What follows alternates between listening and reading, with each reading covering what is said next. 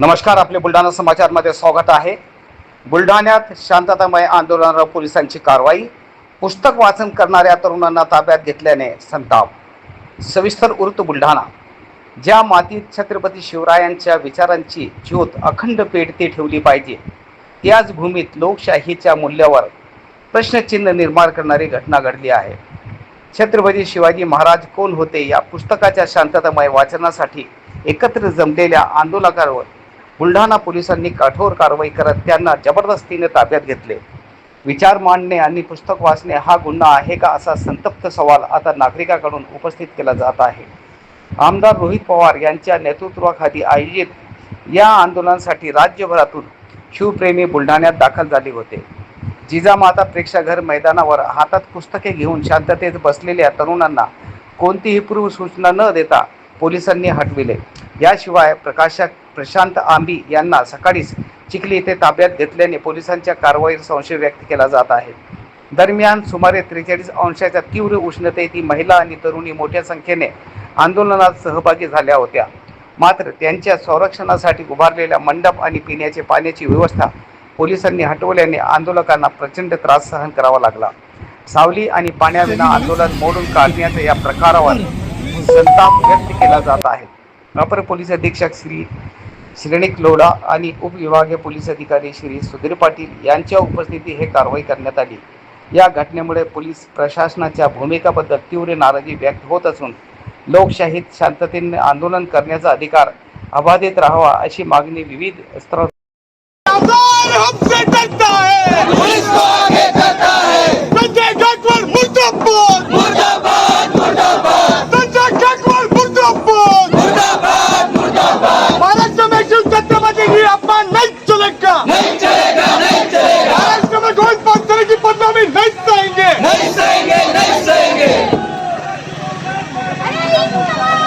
फसवणूक केलेली आमची।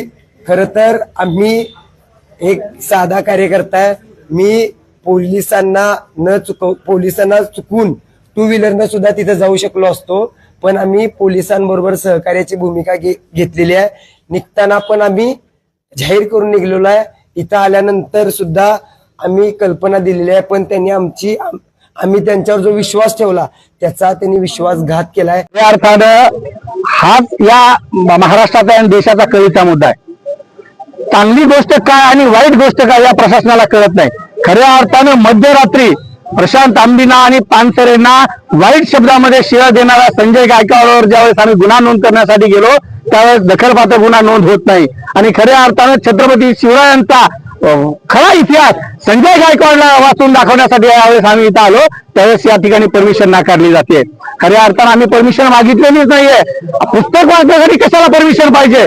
या महाराष्ट्राचा आराध्य दैवत आहे छत्रपती शिवाजी महाराज आणि छत्रपती शिवरायांचा खरा इतिहास जर लोकांसमोर ठेवायचा असेल तर त्याला परमिशन देणारं हे सरकार होतं कोण आहे? खऱ्या अर्थानं या महाराष्ट्राचे सीएम ज्या मंचावर होते त्या मंचावरून नागेश्वरांनी छत्रपती शिवरायांचा अपमान केलेला आहे। खऱ्या अर्थानं त्या नागेश्वरला धमकवण्याची ताकद फडणवीसांमध्ये नाही आणि म्हणून खऱ्या अर्थानं खरं तर ते आरएसएसचं पित्तू आहेत, आरएसएसचं केंद्र आहे आणि आरएसएसला या देशातल्या आणि महाराष्ट्रातल्या महामानवांचा इतिहास लपून ठेवायचा आहे, खरा इतिहास समोर आणायचा आहे। आणि म्हणूनच संजय गायकवाड काय, कोरटकर काय, शिंदे काय, बागेश्वर काय अशासारखी पिलावळ या महाराष्ट्रामध्ये पुन्हा पुन्हा डोक्यावर काढते। पुन्हा एकदा आम्ही सांगतोय, आम्ही छत्रपती शिवरायांचे खरे मावळे आहोत, आम्ही पानसरेंचे कार्यकर्ते आहोत, आम्ही भगतसिंगाचा वारसा देणार आहोत। कुठल्याही धमक्यांना आम्ही भीक घालणारे नाहीत। ज्या पद्धतीनं एक निसर्गाचा आणि विज्ञानाचा नियम आहे, जेवढं तुम्ही दाबाल तेवढं उंच उभा राहण्याची ताकद या महाराष्ट्रातल्या लाल बावट्या आणि कम्युनिस्ट कार्यकर्त्यामध्ये आहे।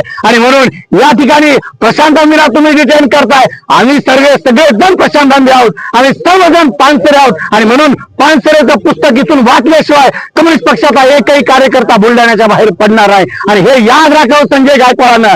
तुम्ही किती विपर्यास करा राजकारणाचा आणि छत्रपती शिवरायांचा विपर्यास करण्याचा प्रयत्न करा, खरा इतिहास आम्ही महाराष्ट्रासमोर ठेवल्याशिवाय राहणार नाही। डिटेन केलं कधीपर्यंत राहणार आहे?